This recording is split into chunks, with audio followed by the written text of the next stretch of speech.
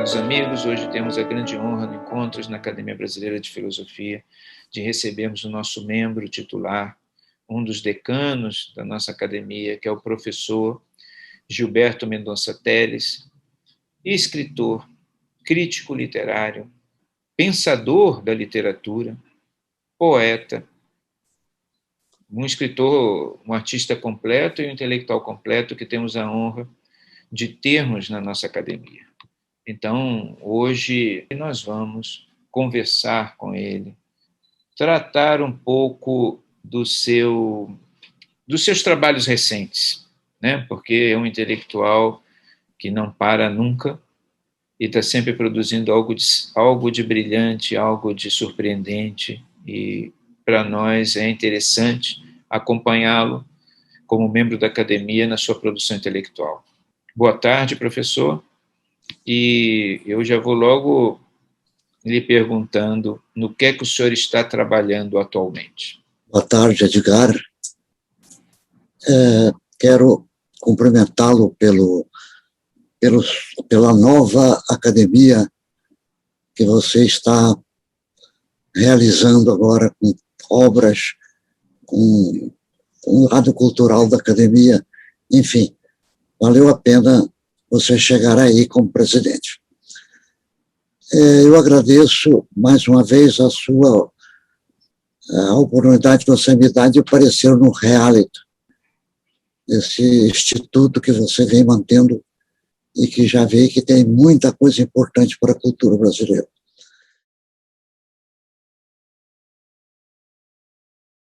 Sou um estudioso do romance, isso sim. Nesse livro novo, A Ficção da Página, sobre o qual devemos falar um pouco, está lá sobre o romance de Machado de Assis, do Graciliano Ramos, do Guimarães Rosa. São romancistas que eu estudo nesse livro.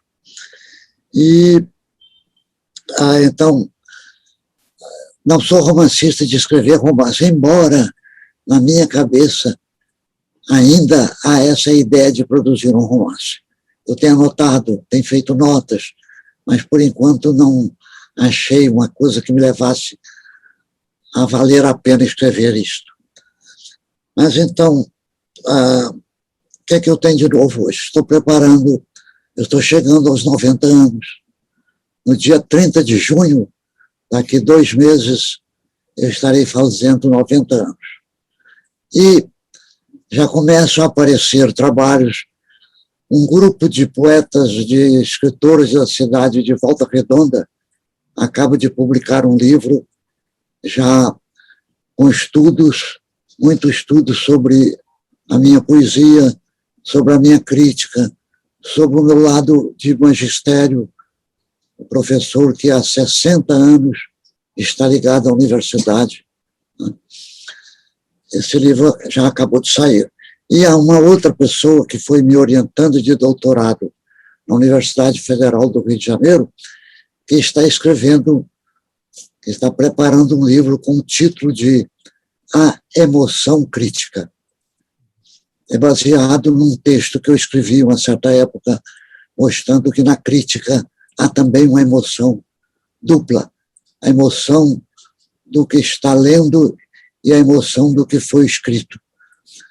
Então, essa senhora está organizando um livro com crítica, vários estudos sobre a minha poesia, sobre o meu trabalho intelectual. Esse é de vez em quando, agora mesmo ela ficou de mandar para mim, para eu dar uma olhada nos autores que ela encontrou para organizar um livro que ela diz que vai sair por 700 páginas por ela. E estou aguardando para este mês a 4ª edição de um livro de crítica que é Drummond, A Estilística da Repetição. Está saindo pela editora aqui do Rio de Janeiro, editora Batel, 4ª edição. Eu, na nota que eu escrevi para a 4ª edição, eu disse que agora estou navegando melhor na crítica com o Batelzinho da editora, com o grande Batel da editora. Então é isto que está encaminhando por aí. E há também, como eu sou uma pessoa muito ligada a Goiás, eu preparei, assim como saiu aqui, a ficção da página, que saiu lá em Curitiba, eu lhe mandei um volume. Esse volume é todo dedicado a escritores que eu considero nacionais, grandes nomes da poesia, da crítica, do romance e também do conto. Agora, juntei também este que está em andamento neste momento. Estou juntando um livro que vai se chamar Ícones da Literatura em Goiás, falando em nomes como Hugo de Carvalho Ramos, Félix de Souza, depois o Bernardo Ellis, enfim, os escritores que se tornaram também nomes nacionais, mas que são de Goiás. Esse livro deve ficar pronto também para esse primeiro semestre, eu acho que já tem tudo organizado. Então é isso, estou em pleno trabalho de organização. Escrevendo pouco, mas organizando. Muito bem. Muitas coisas aí que o senhor colocou me parecem assim, fascinantes. Primeiro, a questão do romance. Segundo, a questão de Goiás, né? E eu até... mas antes, eu queria falar sobre a ficção, perguntar sobre a ficção da página. Quais são, na sua opinião, os maiores romancistas brasileiros e qual é a contribuição que essas pessoas têm para o Brasil, especial, cada um, qual a maior contribuição que cada um destes tem para o Brasil, para a nossa cultura?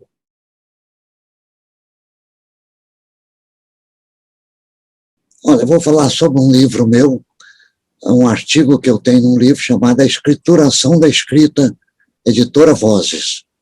Já está esgotado, o livro é da década de 2000 e pouco. Lá eu estudo a obra do Graciliano Ramos. Então, a meu ver, os homens que deram contribuição ao romance, como o gênero romance, de um lado Machado de Assis, os 9 romances que Machado de Assis escreveu, e, do outro lado, os 4 romances modernos do homem lá de Alagoas, Graciliano Ramos. Eu acho que Graciliano Ramos mudou a visão do romance depois de Machado de Assis. Machado de Assis deu o mais importante até 1891. Não, até 1898, que é o ano da morte dele. Aí acaba toda uma visão de um romance que precisava de ter nova modificação. Os modernistas tentaram, os realistas, os grandes nomes do realismo na crítica, no romance, no conto. Depois, o modernismo de 22, com Oswaldo de Andrade.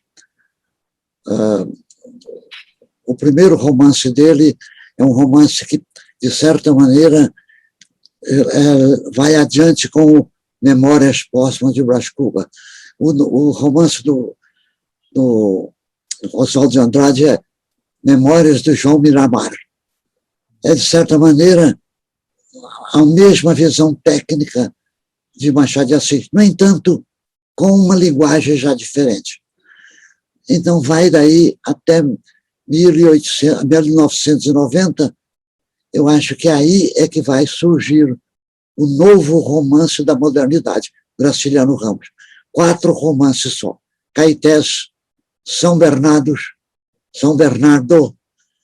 Angústia e o famoso Vidas Secas, que era para ser contos, foi publicado textos como contos, e na hora de publicar virou romance. Eles deram uma contribuição muito grande para a visão do regionalismo no Brasil. E como o senhor vê, uma outra coisa que me fascina, o senhor sabe disso na sua obra, é essa coisa de Goiás, né? Esse universo goiano. Outro dia alguém estava me dizendo assim, me perguntou, é uma pergunta prosaica que eu vou lhe fazer, viu? Não tem... O senhor me desculpe pela natureza da pergunta, mas qual é a... Como o senhor diferencia o goiano do mineiro? Quer dizer, porque Minas e Goiás, eles têm uma intimidade tão grande, histórica. Tem intimidade, tem. Eu queria saber como o senhor vê essa diferença entre Goiás e Minas, porque isso é uma coisa que me inquieta, entende? Culturalmente e intelectualmente também. Tá. Olha, foi bom que você tocasse em Minas, porque eu havia esquecido o terceiro dos grandes romancistas brasileiros na modernidade, João Guimarães Rosa, que começou com contos em 1947, publicou um livro chamado Sagarana, que tinha o nome anterior de Sezão, febre amarela, Sezão. Na hora de concorrer a um conto, mudou o título para no Contos, parece, e acaba publicando com o nome de Sagarana, um belo nome, Sagarana, reunião, a saga que reúne as coisas. Isso era livro de contos, novelas. Nesse livro, Graciliano Ramos já anuncia, Guimarães Rosa já anuncia Tutameia, que só vai ser publicado no ano da morte dele. Mas aí, depois de Sagarana, ele vai fazer, em 1952, ele vai publicar O Grande Sertão Veredas. Em 1952, ele publica O Grande Sertão Veredas. E esse Grande Sertão Veredas, não é só ele, não é só o sertão, as 500 e tantas páginas do romance, não é só ele que faz, que mostra uma outra visão, não só da paisagem agora mineira, o sertão do Urucuia, o sertão do Rio São Francisco, mas a linguagem agora, o que o Graciliano Ramos fez, com a linguagem curta, seca, igual à seca do Nordeste, o Guimarães Rosa vai fazer com a linguagem. Ele vai brincar com a linguagem. Bom, agora entra na sua pergunta.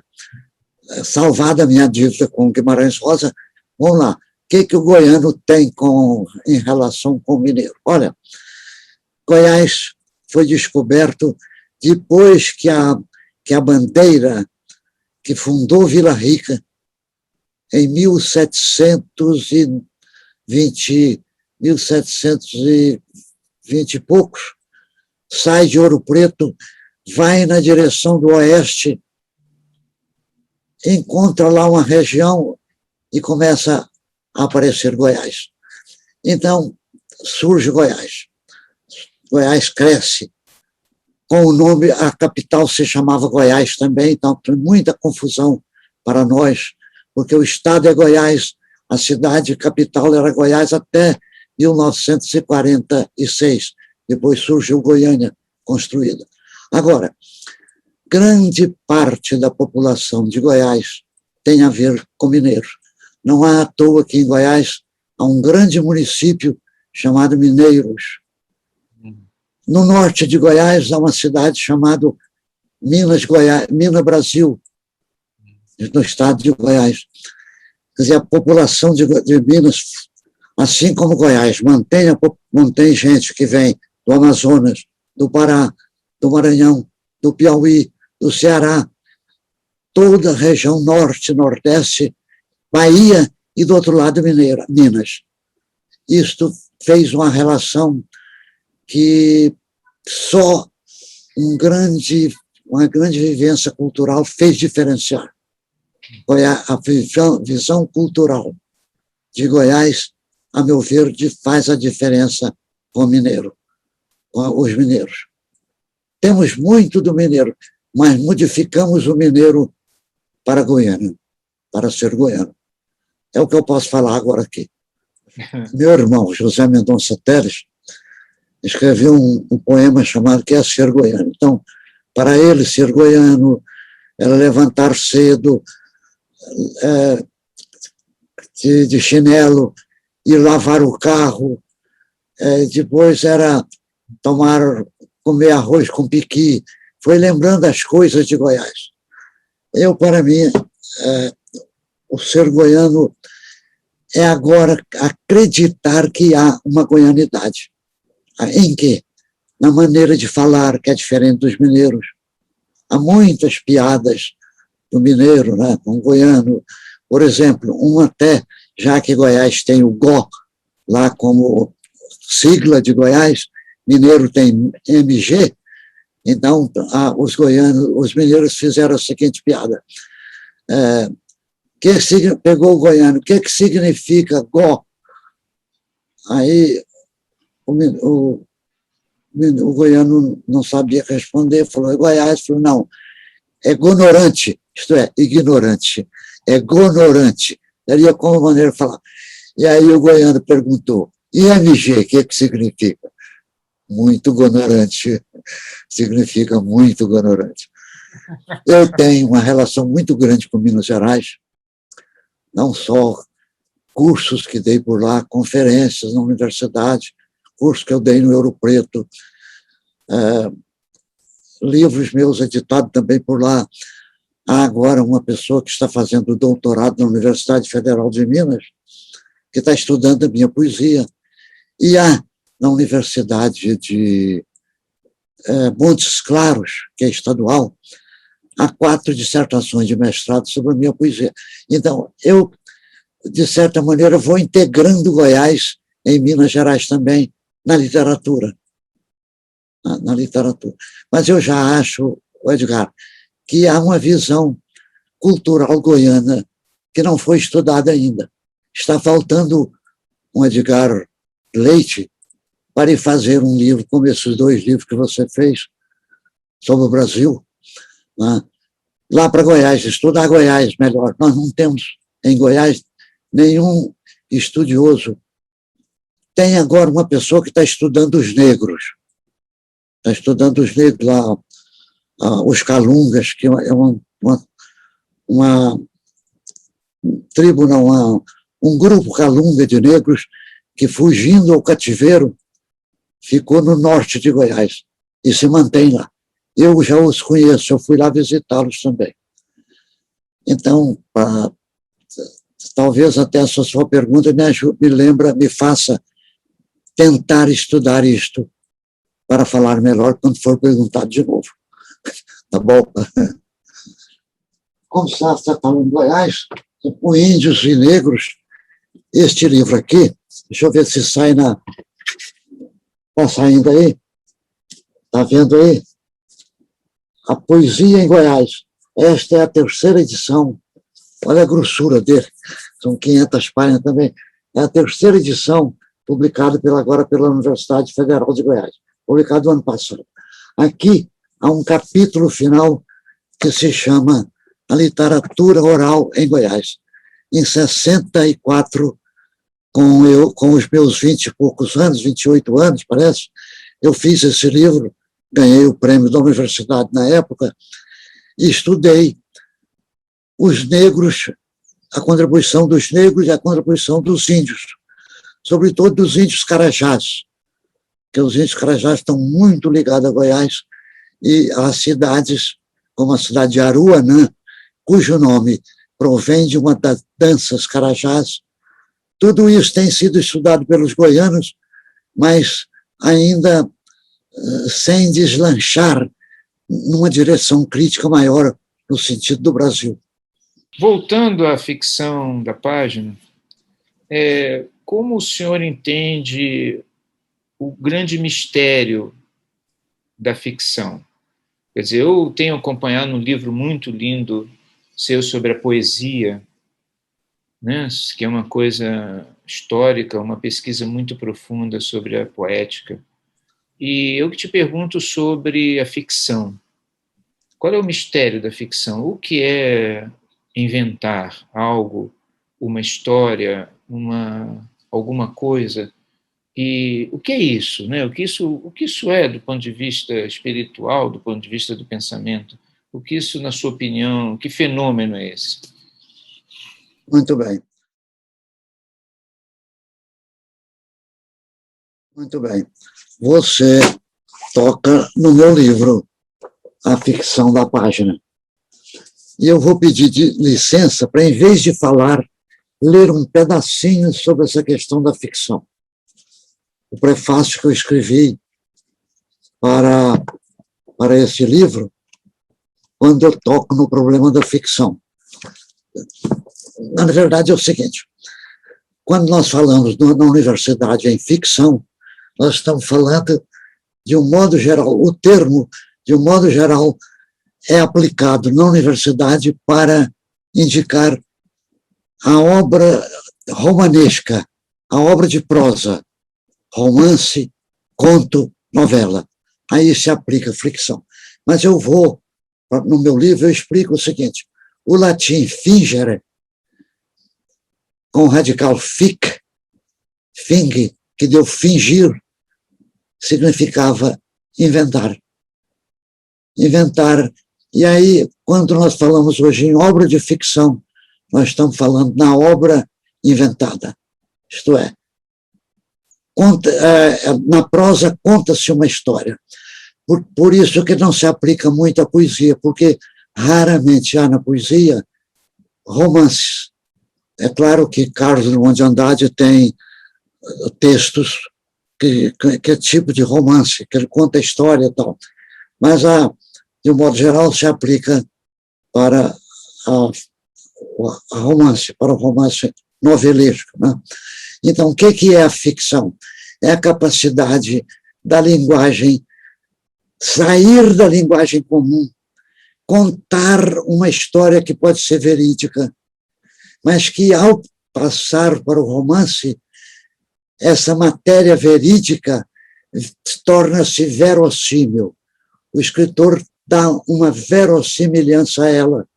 Então, você percebe aí três linguagens: a linguagem real do que existiu, a linguagem que foi contada, oral, e a linguagem que o escritor passou pela sua escritura. E essa linguagem, ela pode ter relações de verossimilhança com o real, ou ela pode não ter uma relação de verossimilhança, mas ter uma relação de verossimilhança sintática, não verossimilhança semântica. Sintática quer dizer, ela, só pela leitura, você pode chegar ao absurdo, chegar àquilo que não pode ser contado. E os escritores fazem muito isso. Por exemplo, o goiano Hugo de Carvalho Ramos, num dos seus contos, conta a história de um cavaleiro que está andando para chegar no lugar que ele tinha que chegar aquela noite. Então ele viaja de noite e tem que passar perto de um cemitério velho, indígena. E ele vai chegando perto do cemitério com medo da assombração.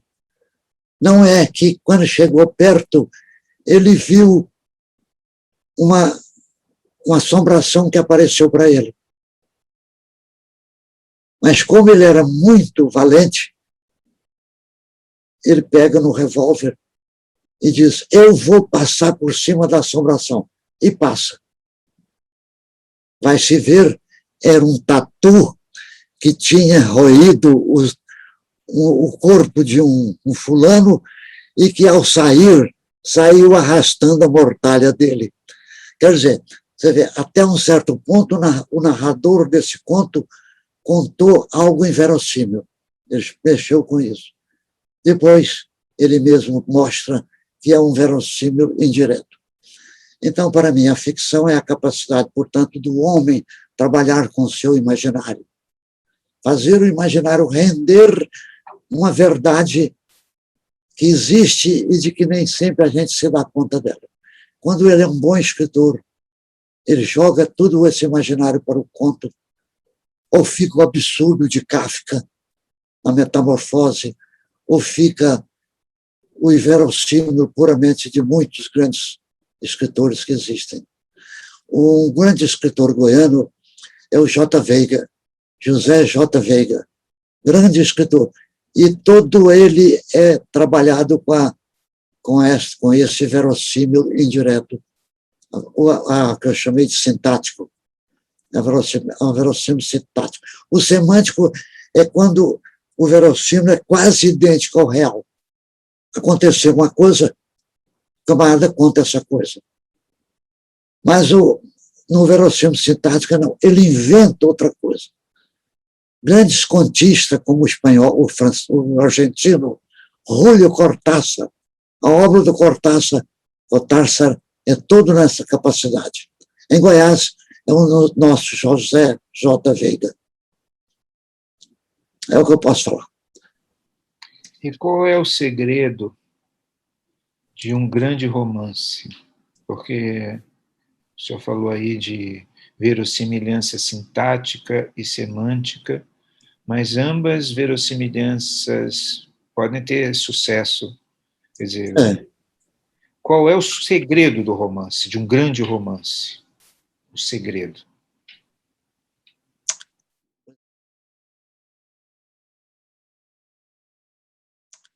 Pois é, difícil isso, porque é o seguinte, os 4 pilares de uma obra literária é o autor, do outro lado, o leitor. No meio, o tema e a linguagem. Então, é o seguinte, qual é, como você perguntou, o segredo de um grande romance? Quando o autor consegue escrever algo que o leitor, uma obra não pode existir sem leitor. Esse leitor existe. Quando o romancista escreve, eu não creio que ele está pensando no leitor. Ele está pensando em escrever, contar isto. Mas o que ele escreveu é capaz de captar o leitor. Você pega uma obra como o romance do nosso do Machado de Assis, como é que chama, meu Deus, o grande romance de 1881, que é o Memórias Póstumas de Brás Cubas. Olha, o romance, quando o leitor começa, se o leitor não for uma pessoa educada, lida, com capacidade de perceber, ele deixa o Machado de Assis logo de cara, porque começa dizendo o seguinte, eu vou contar a história de um fulano que a pessoa começa a contar a história antes de nascer. O Brás Cubas começa a contar a história quando o pai dele, que era um frade, um frei, um padre lá na Inglaterra, chegou de viagem e levou a mãe para o quarto.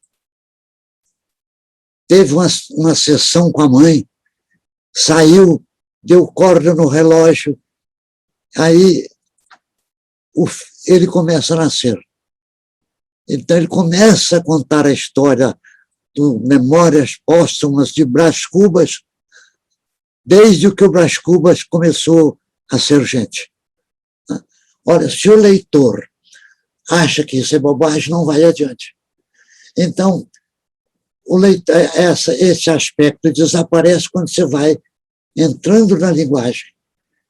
E tendo um pouco de leitura, você vai gostando da maneira de contar.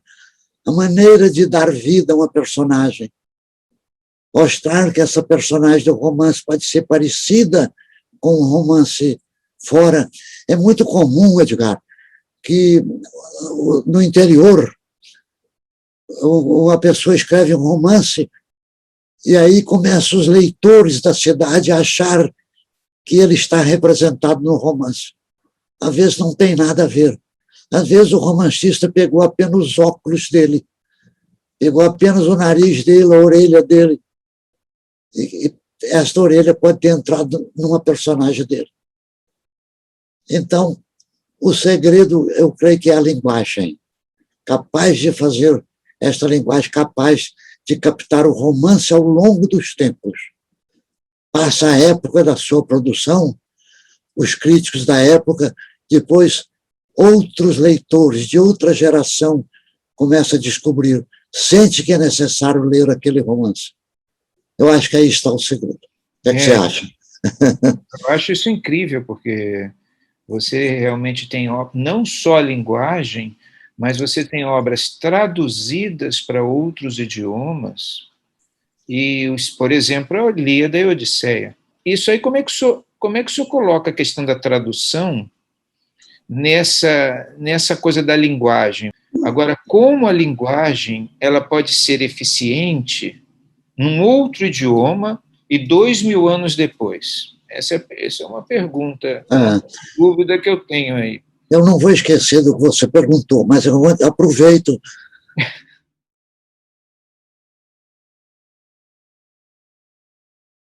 Com o meu livro A Defesa da Poesia, publicado pelo Senado, pela editora do Senado agora, 2 volumes.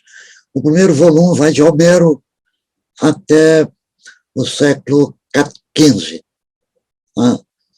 E o segundo volume é do século XX todo. Eu creio que mandei para você esses 2 volumes.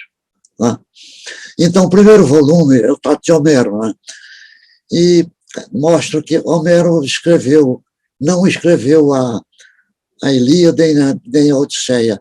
Ele falou, não havia escrita ainda na Grécia, só 200 anos depois de Homero, século VII antes de Cristo, a escrita começa a ser introduzida e com muita dificuldade. Na verdade, só a partir do século V, com os pré-socráticos por aí, a escrita começa a ser feita mesmo. E a obra de Homero, veja bem, só no século XV depois de Cristo, só em 1400, e eu não sei a data exata, é 1400, teve a sua edição Príncipe. Esse tempo todo, ela foi lida em várias línguas. Por quê?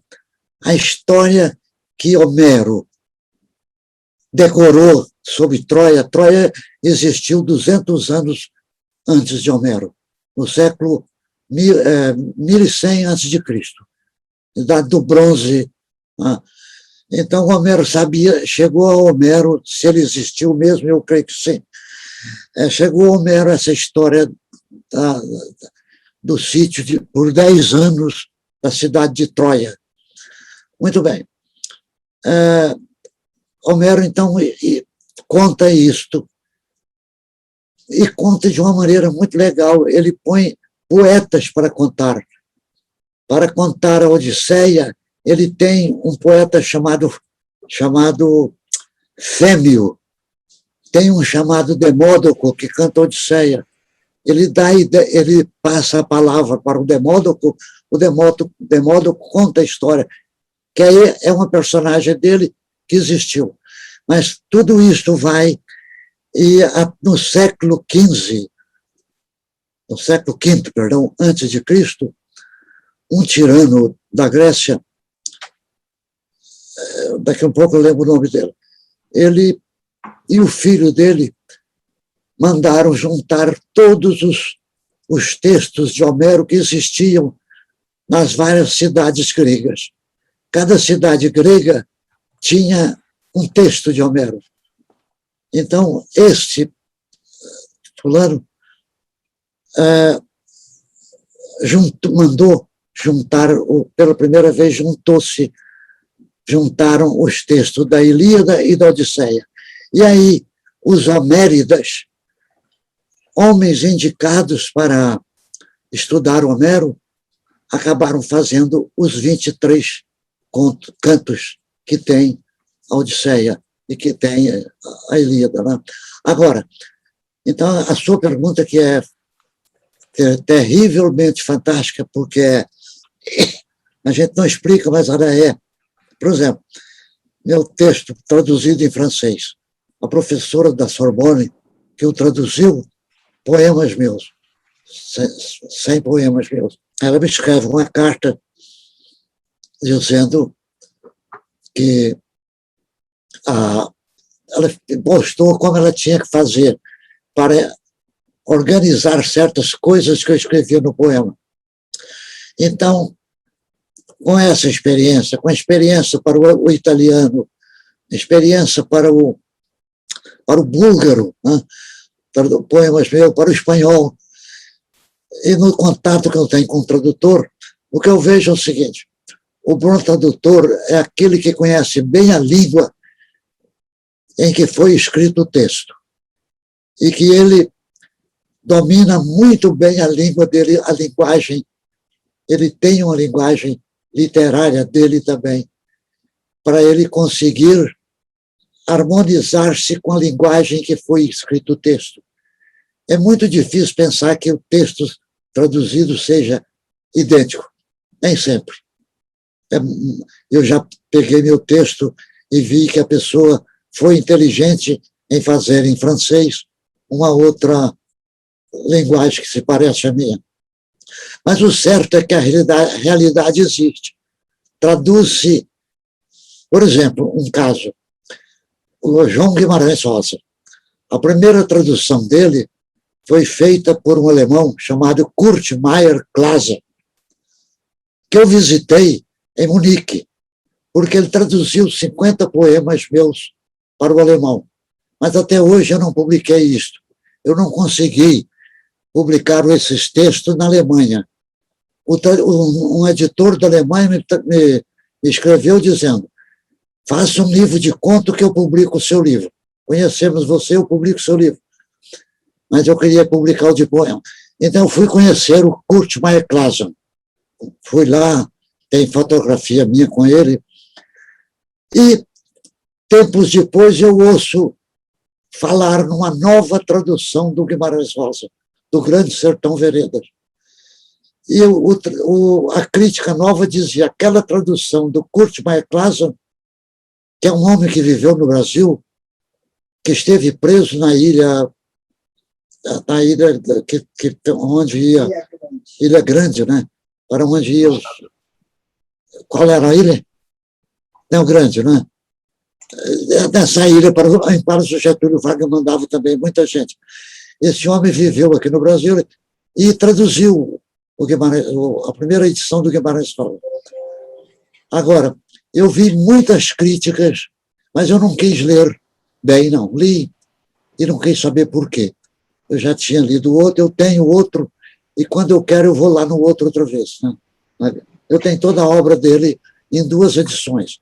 A obra que saiu pelas editoras, José Olímpio, e talvez recorde, não lembro qual é o outro agora, e tem a edição que saiu pela Aguilar, em papel Bíblia, que tem todos os livros num único volume. Então, qual é o problema da tradução? O leitor tem que gostar. O leitor lá da França tem que gostar do francês, do espanhol. Tem que gostar da literatura brasileira para, talvez, ler os 2 textos, ler em português e ler em francês. Né? Não sei se é isso que você queria ouvir.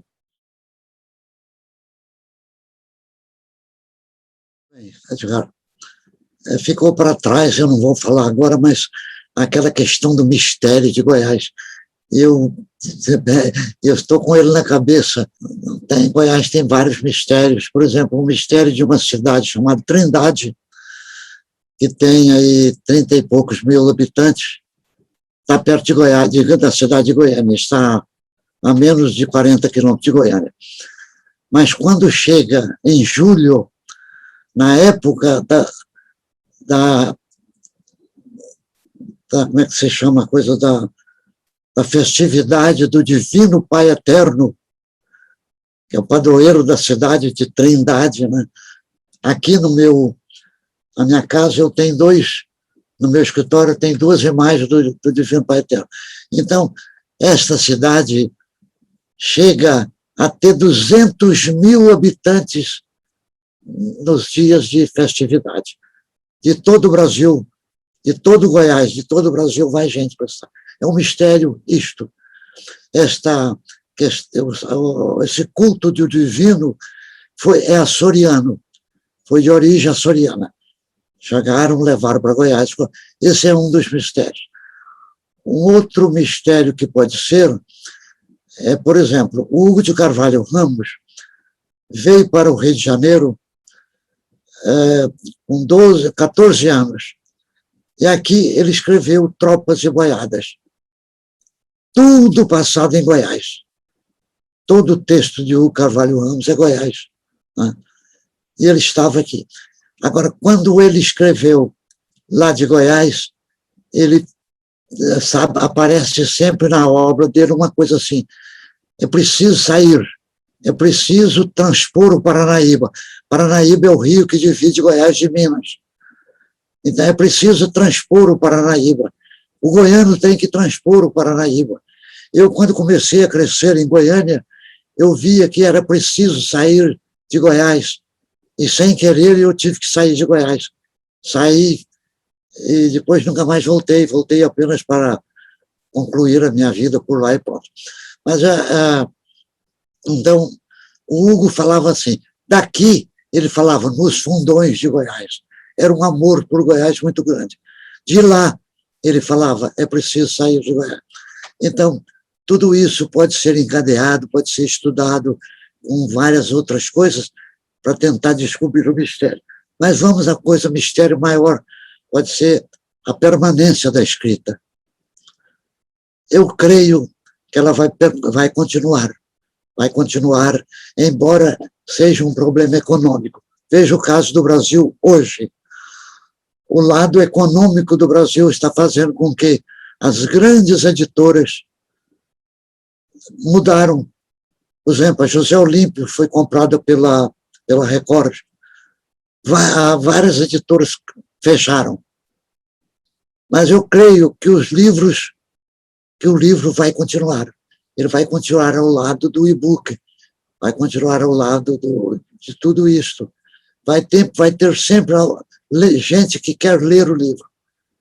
Eu serei um deles. Se eu permanecer muito tempo, eu vou ler sempre. Assim como muitas coisas viveram, muitos problemas do progresso existiram concomitantemente, a escrita vai existir cada vez mais. Vamos ver. Os livros vão sair, os leitores vão aparecer, ou não. Vamos ver. Aí é uma coisa, meu caro Edgar, tu que és, então agora chamei de tu que és um filósofo, né? Tu sabes muito bem que há uma diferença entre porvir e futuro. O futuro, a mim, está ligado a tudo que está na frente da gente. E o porvir é tudo aquilo que a gente constrói para ficar no futuro. É uma diferença que eu faço. É nesse sentido que eu faço a diferença. A escritura tem o seu porvir. Quem souber mantê-la, se os escritores continuarem a manter, vai ser. Pronto. Esgotou meu arsenal. Alguém?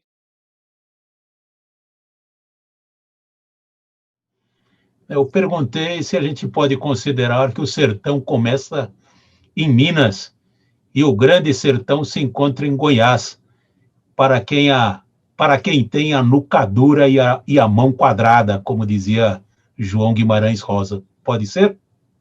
Pode ser e muito boa a sua pergunta, porque quando se fala em sertão, a gente não pode esquecer do livro de 1902, Os Sertões. Os Sertões foi um livro de crítica. Muita gente, muitos críticos importantes, até como a Fran Coutinho, acha que é uma epopeia, mas dando um caráter a um gênero, dando um gênero de poesia ao livro. Não é? É um livro de ensaio, o grande ensaio de Euclides da Cunha. Mas Euclides da Cunha, no Grande Sertão, nos grandes sertões, ou nos sertões, melhor, nos sertões, ele não fala num só, ele fala nos vários sertões. Ele fala no sertão do Piauí, sertão do Maranhão, os sertões que estão acima do Rio São Francisco. Ele está muito ligado à Bahia, ele é da Bahia, né? O trabalho foi feito por ali, ele escreveu sobre a Bahia. Então, os sertões estão ali. Agora, o Guimarães Rosa dá uma outra visão. E você vai ver como eu vou resolver isso. No Grande Sertão Veredas, uma das grandes personagens vem de Goiás. Só que eu não lembro o nome. Se você lembra agora, pode falar para mim, que eu não estou lembrando o nome, mas é um dos grandes jagunços do Guimarães Rosa, do Grande Sertão, ele vem de Goiás. Tem um bando que trabalha com ele. E várias vezes, quando a pessoa quer fugir, vai para Goiás.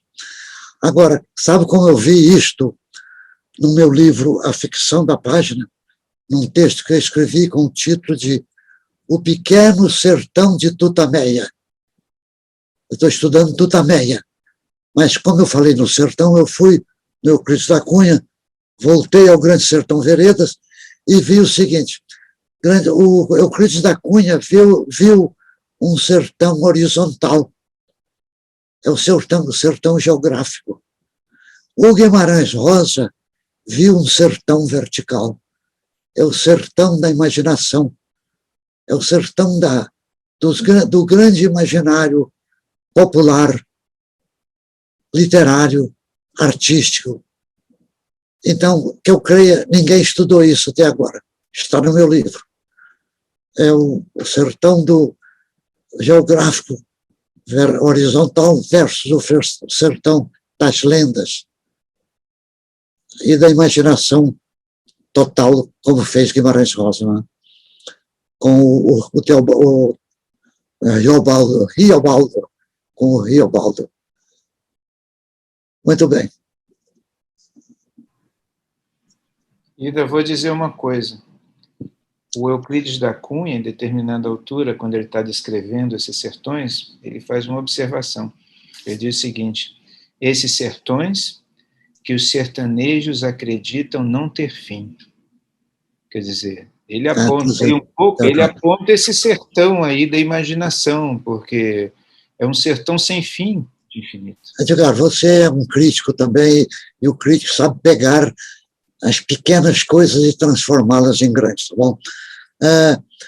No que eu queria dizer do Euclides da Cunha agora, é uma coisa que você, quando falou, poxa, esqueci de que eu queria falar, mas eram dois elementos aí que valia a pena falar, mas esqueci. Não lembro. Vê se aparece outra pergunta para eu me lembrar. Eu gostaria de outras perguntas que me faz lembrar de outras coisas. Sertão, olha só. No Brasil... Lembrei, deixa eu interromper você. Vai, fala. Eu queria lembrar era o seguinte: essa pequena coisa que você viu no Euclides da Cunha, tinha que lembrar que Euclides da Cunha, agora eu lembrei tudo que eu queria dizer. Euclides da Cunha era um positivista, e a ideologia dele, quando ele escreveu, aquilo era uma linguagem naquele sentido de uma crítica do positivismo. Tá? Então, ele não foi levado, talvez, a ver isso, mas a emoção crítica dele fez jogar essa partícula que você tão bem ocupou. Mas queria lembrar também do século XVII, eu acho que você até estudou também, o Frei Vicente do Salvador, que ele diz o seguinte, que ele diz que os portugueses eram como caranguejos, viviam arranhando o litoral do Brasil. Só depois do século XVII, aí entra o descobrimento de Minas Gerais, entra Goiás, os bandeirantes, aí aparece o verdadeiro Brasil, os sertões, né? Naquela época chamava sertão tudo que não era do Rio de Janeiro. Eu estudei isso também um dia. Os estudiosos eram assim, contrapôs-se ao Rio de Janeiro, é sertão. Aqui perto de Petrópolis tem uma cidadezinha que se chama Sertão. Está lá, né? Eu já vi isso várias vezes por aí. Era distante do Rio de Janeiro. Sendo do Rio de Janeiro, não vai gostar. A minha observação é que o homem do Rio de Janeiro atual, ou pelo menos uns 10 anos atrás, tinha ódio de Brasília, não gostava de Brasília. Olha, Goiás, com a criação de Goiânia, em 1947, com Brasília, em 1960, e tão e pouco, fez uma coisa muito importante para o Brasil. Povoou, está ajudando a povoar a região que era tido como sertão. O Mato Grosso de Goiás, hoje já não há. Nesse Mato Grosso, hoje há mais campo de soja, pasto, do que árvores. Há um poema meu chamado Mato Grosso Goiano, ou Mato Grosso de Goiás, são 4 páginas. A primeira página eu mostro as grandes árvores do século XVI, do século XVIII. Jequitibá, mogno, jatobá, grandes árvores. Aroeira. Século XIX, essas grandes árvores vão ser dando lugar a árvores menores. No século XX, elas vão desaparecendo e vão aparecendo capim. As derrubadas. É coisa que ainda existe por lá. E que o governo do mundo está louco para acabar com isto. É o problema do desmatamento, né? Em Goiás existe muito ainda. No mês de agosto, quem viaja para Goiás vê muito, quem viaja de carro para Goiás à noite, fica encantado com os fogos que vê nos horizontes, são as queimadas. Ainda é assim. Então, isto era ainda uma força do momento do sertão que não foi enchido. À medida que está sendo enchido com Brasília, com Goiás, que Goiás hoje já tem também os seus 2 milhões de habitantes, né? A cidade de Goiânia, que a gente já tem quase 2 milhões de habitantes. É isso, não, é essa a questão. Então, o sertão brasileiro, então está destinado a ser preenchido, é isso? Você está perguntando? Sim, senhor. Não, mas o Brasil continuando uma bela política, um fator econômico importante. A visão educacional é importantíssima, mais do que tudo, no início. A visão educacional. Os estudos de antropologia, de sociologia, tudo isso tem que aparecer para criar pessoas que em Goiás, no Maranhão, no Acre, em todos os estados do Brasil, estudem por lá as coisas que têm que ser estudadas. As universidades federais, as universidades que existem em cada estado, devem se dar conta de que, estando em Goiânia, não tem nada de importância estudar um autor de Minas Gerais, de São Paulo, que já foi estudado em Minas e São Paulo. Então, muitas vezes, o professor de Goiás, da Universidade Federal de Goiás, estuda o livro do escritor de São Paulo, porque ele já foi estudado, é mais fácil dele perceber também coisas. E tantos escritores importantes que há em Goiás que não têm sido estudados por lá. Estou falando em Goiás porque eu conheço, mas imaginem aí o Piauí, imagine o Sergipe, Alagoas, os estados todos nossos. Então, à medida que aparecem antropólogos, sociólogos, linguistas, para documentar essa linguagem que o romance às vezes documenta, né? E aparecer professores, enfim, todos homens que criam um sentido cultural nas regiões. Não ficar esperando que gente de São Paulo e do Rio de Janeiro estudem as coisas de lá. Eles têm que aprender a estudar lá também, estudar bem. Isso. Boa tarde, professor Telles. Como disse muito obrigada pela sua apresentação.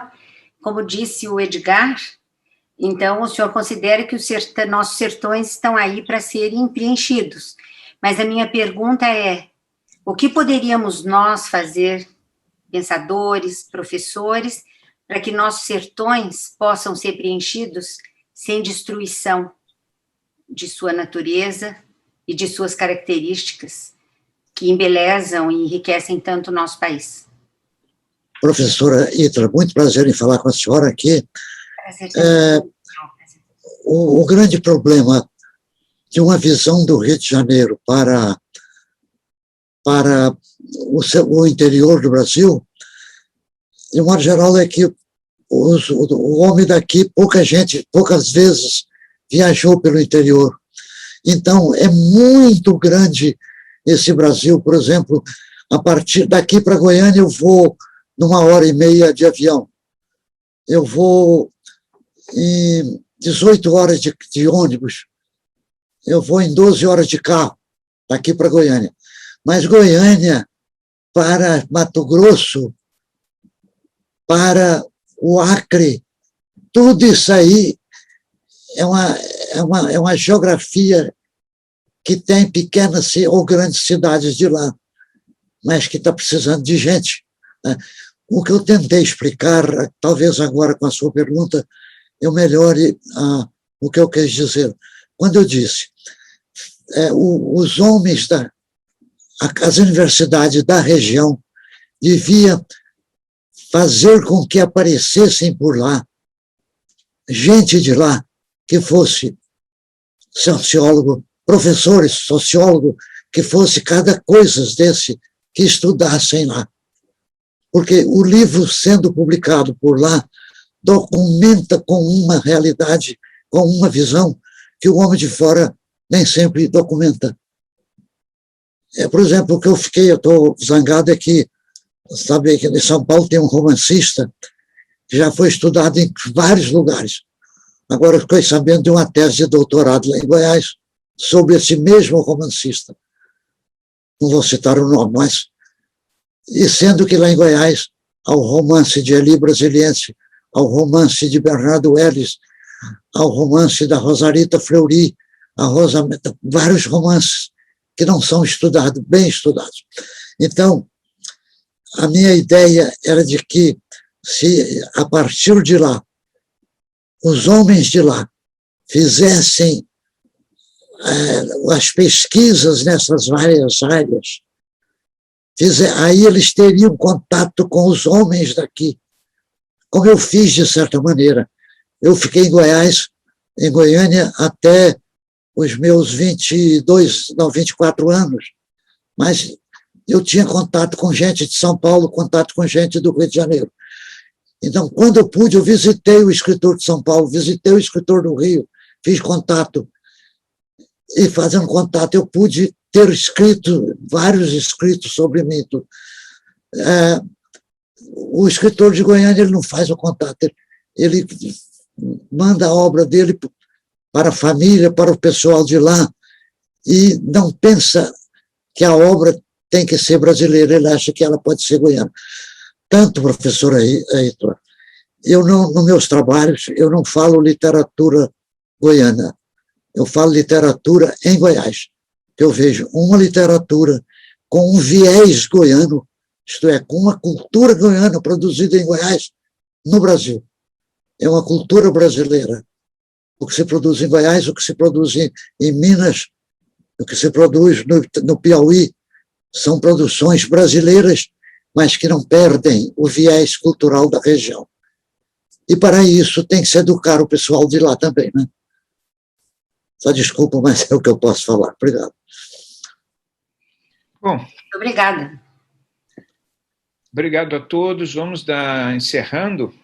Vou pedir ao nosso confrade, membro da Academia Brasileira de Filosofia, professor Gilberto Mendonça Teles, que fale alguma coisa para encerrar aqui o nosso encontro na academia de hoje, sabendo certamente que iremos ter outro com o professor Gilberto também, mas algumas palavras para encerrar hoje, o de hoje.